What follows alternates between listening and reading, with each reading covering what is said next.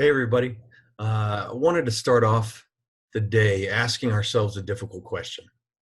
And I think it may be the most difficult Bible question around. And that is that if we read something in the Bible and it must be true, then do we or will we apply that to our lives? A lot of us get stuck in tradition. And that's really what Protestants began from is breaking from the Catholic tradition. The Catholic tradition was that both scripture and the church had authority to uh, create laws and teach us how to be holy. Uh, and the Protestants protested against that. They said that there was only scripture that had authority in our lives, and that the church couldn't make things authoritative that weren't authoritative in the Bible. That's what the Protestants rallied against, was a church that was abusing them because it claimed to have more authority than the scripture itself. And so Protestants believe in what we call sola scriptura, which means that scripture alone has the authority in our lives.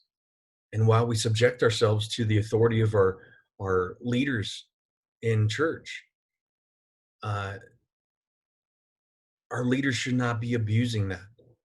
Right? Authority comes from the Bible alone. And so we have a difficult question ahead of us. And that's, as we study scripture, are we willing to change what we think and what we believe and what we do based on what we learn in scripture?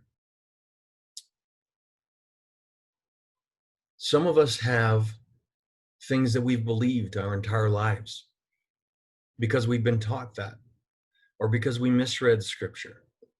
I'm challenging you this morning to be willing to look at scripture with new eyes, to come setting your presuppositions aside and your long held beliefs aside to see what scripture actually says. And then I pray that you have the boldness to change your life, to change your actions, to change your beliefs based on what God has said in the words of scripture. That is the most difficult question regarding the Bible. And so I hope that you pray about this morning, that it would challenge you, and that you would find yourself willing to change based on what we read in scripture.